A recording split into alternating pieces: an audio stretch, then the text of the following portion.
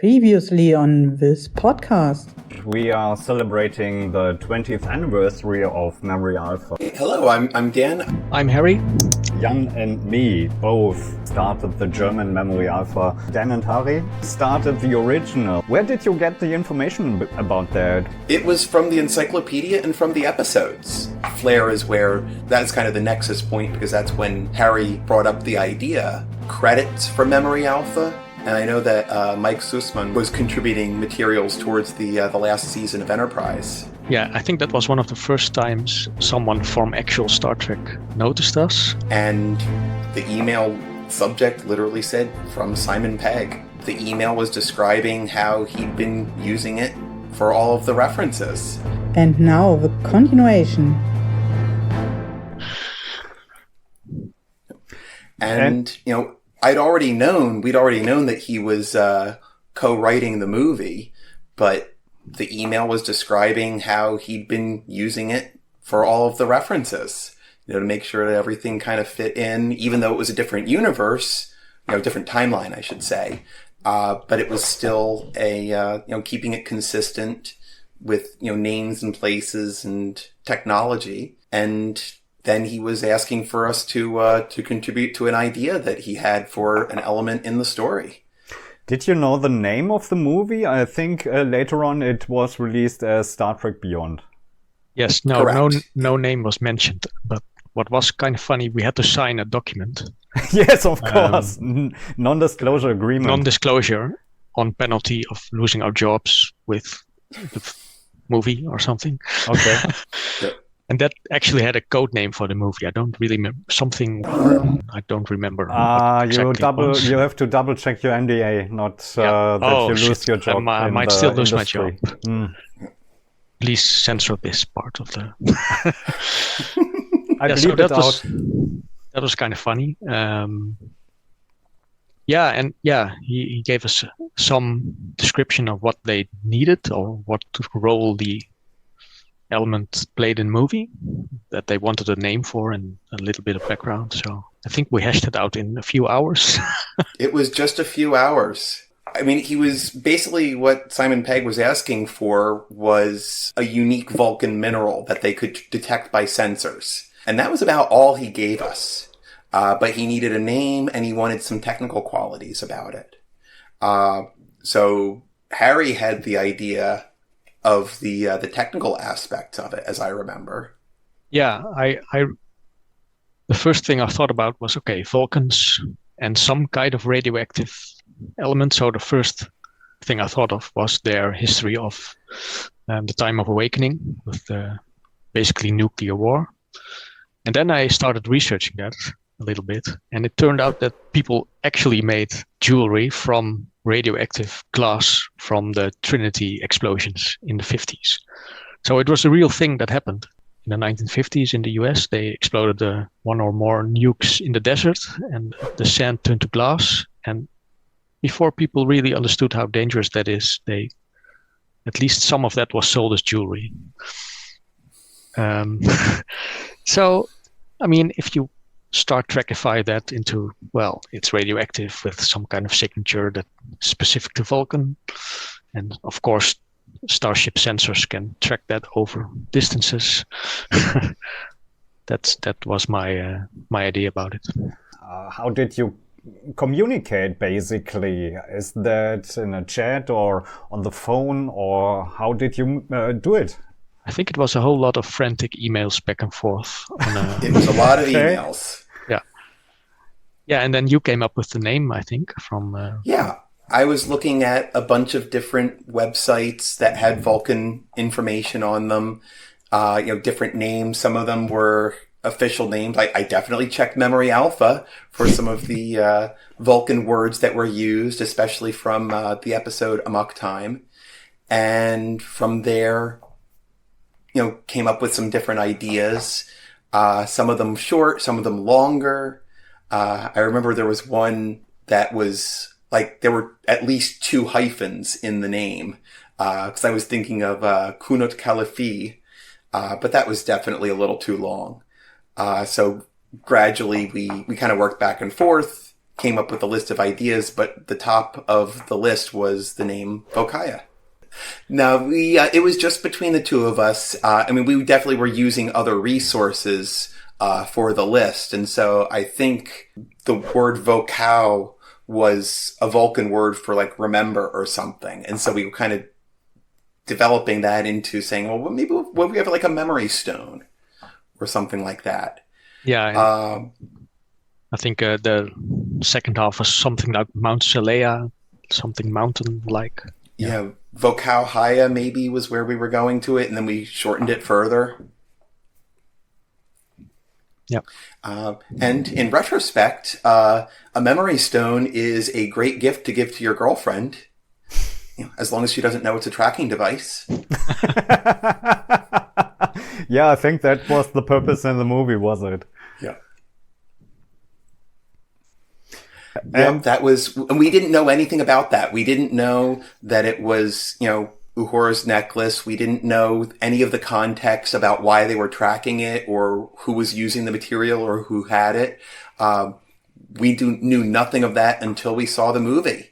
The closest we got was when they released some of the teaser material and they showed the scene where Uhura tries to give the necklace back. And Harry and I were then emailing back and forth again, and we were asking each other, is this it? You think this is what we were working on? And it turned out yes, but we did not know.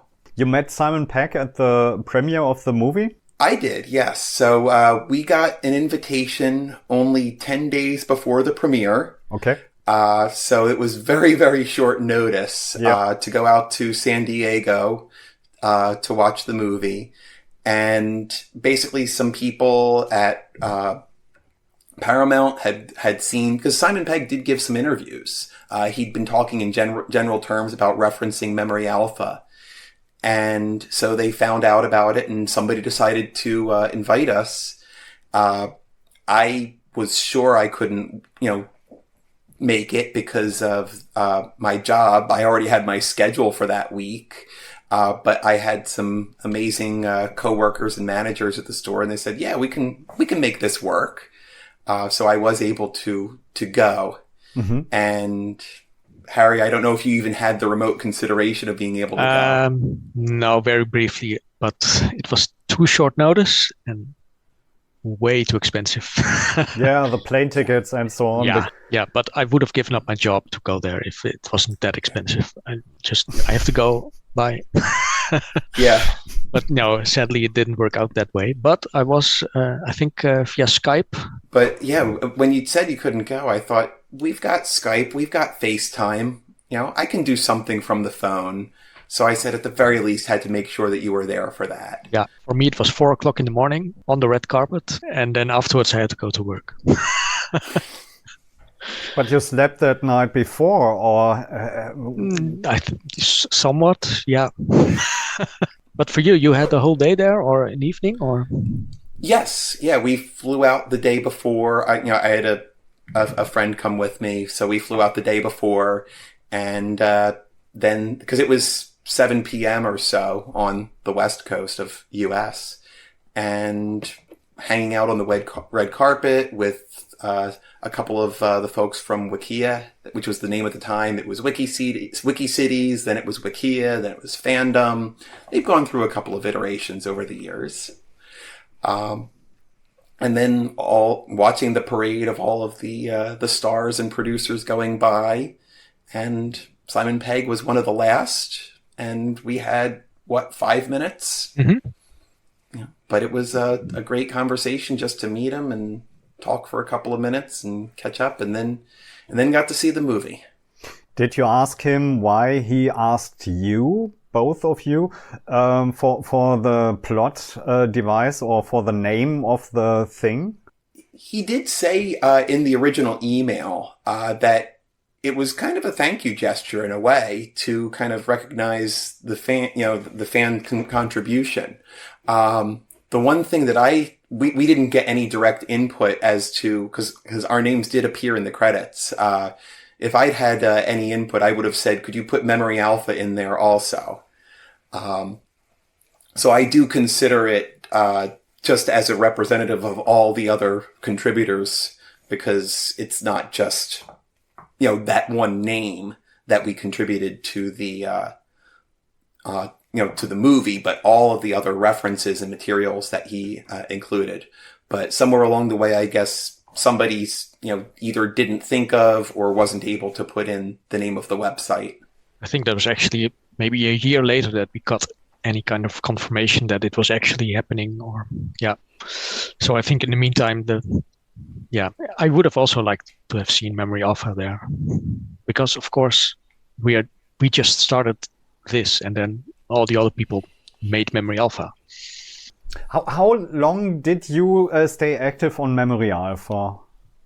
What do you think? 2 years, 3, 4? It was about 3. Oh, sorry, Harry, go on. I stopped actively contributing around, 2006. So what's that, 3 years or something? And I actually found my own post saying it, because the reasons I gave then were there's no more Star Trek on TV. And I was obsessed with things like Battlestar Galactica and Lost. Mm-hmm. So, and also editing a wiki can be quite addictive. You can spend a lot of time in it, correcting each other and adding new things and clicking every non-existent link and writing a little article. So, I stopped at some point, and then I came back a few times to do a few little things. But the first 3 years were the most active. It was similar for me. It was around 2006, give or take, and I got a little burned out. That just writing more material, maintaining, editing. It got to the point where it didn't feel as fun, and it felt a little more like a chore. But because there were so many other people contributing, and we had several other admins at that point, I just kind of gradually faded away a little bit into the background. I never stopped visiting. I visit, if not daily, multiple times a week. Especially now that there's new material on finally again over the last 5 years. Beyond the movies, I mean, can't overlook the movies, but they were just like one-time events. So I was always going, looking on the website to refer, for conversation, for my own memory to refreshing my knowledge. But actually editing and contributing was something that I just kind of stepped away from. Which is, of course, exactly the whole point of Memory Alpha.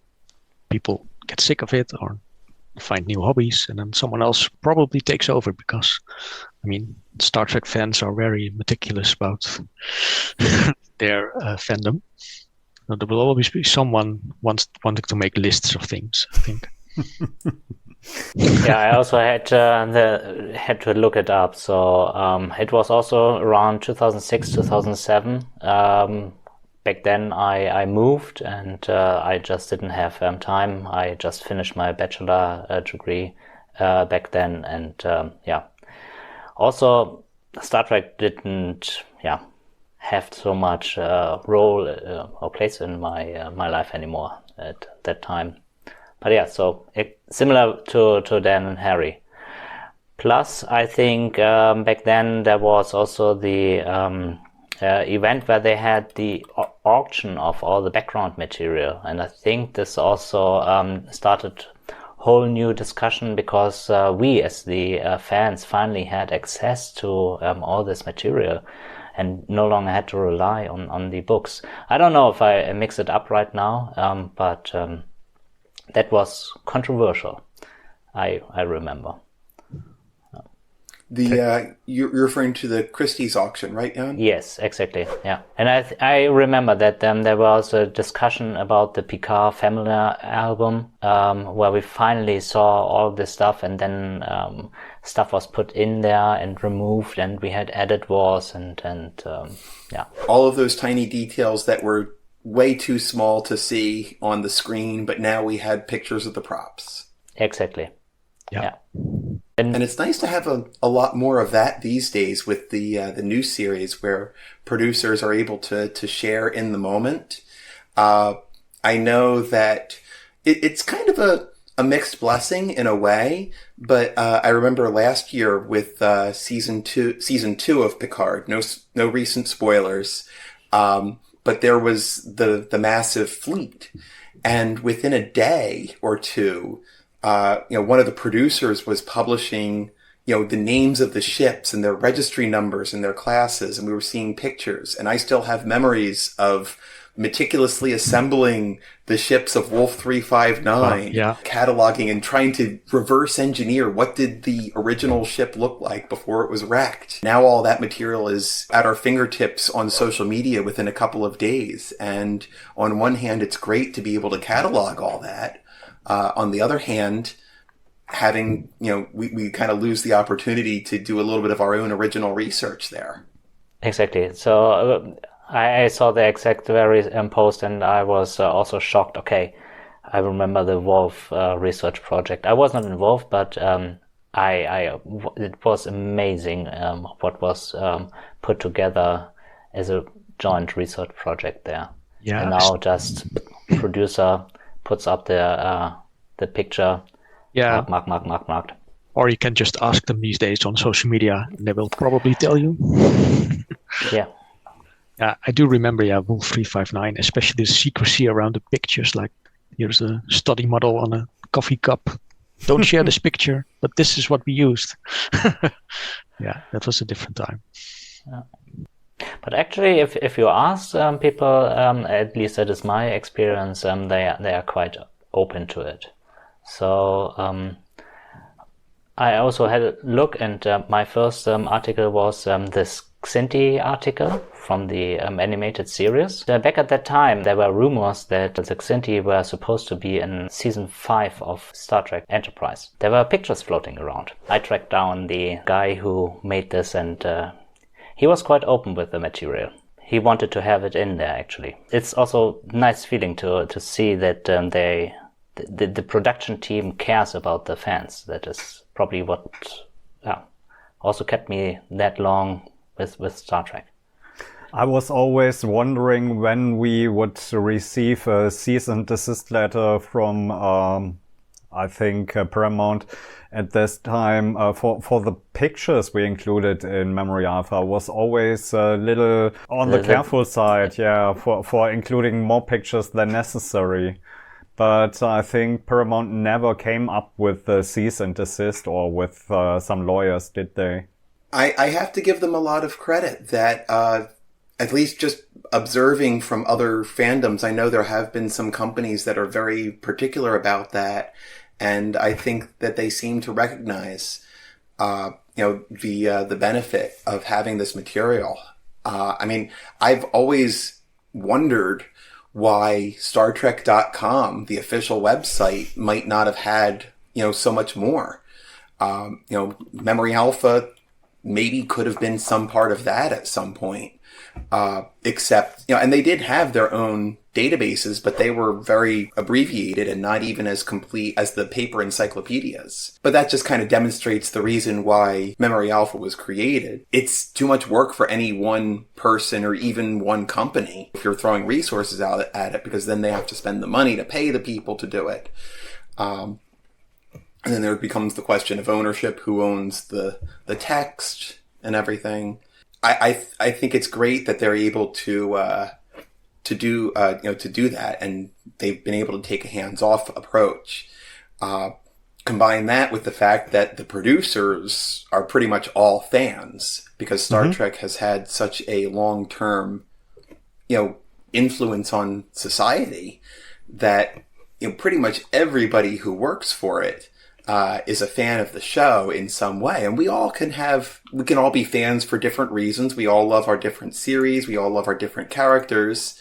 We all have different interpretations on certain controversies.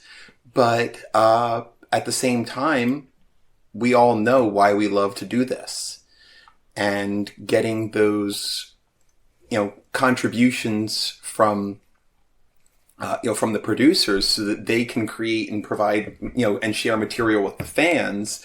And then the fans and all of their, obsessions and list making and cataloging then feeds back to them. So it's definitely a mutually beneficial relationship there. And it seems like whether it's, an accident and oversight or whether it's a deliberate policy at some level, it's definitely worked out very well for everybody, I think. Yeah, and I think these days it's become a part of so many media. Like every series is now part of a universe. Look at Marvel, or the Star Wars universe is expanding as well. So I think it's more or less expected now that you need a wiki to even understand which character is which. Or at least they all like to service that kind of fandom. Like, oh, you remember this and you know this character, and we will use them in the series to tell their stories. So yeah, I think that kind of connected universe is really the norm now, maybe. Memory Alpha is the people. It's the collective. Can we use that word? We bring order into the structure of Kanan, yeah. Resistance is futile. Yeah. And it's addictive. You cannot get out. Next time on the podcast. I have a friend who still has some of the FASA materials, so we do a regular RPG night. I also play a lot of board games and I love them, but yeah, Ascendancy looks interesting. But I know a few. Star Trek Frontiers is another one it's based on another game. Card game, not a board game, but a card game. It's named Star Trek: The Next Generation Customizable Card Game. Do you know the new Lego series? Not Lego, it's Klemmbaustein. Fake Lego, you mean? No. No, I mean Blue Bricks, I think.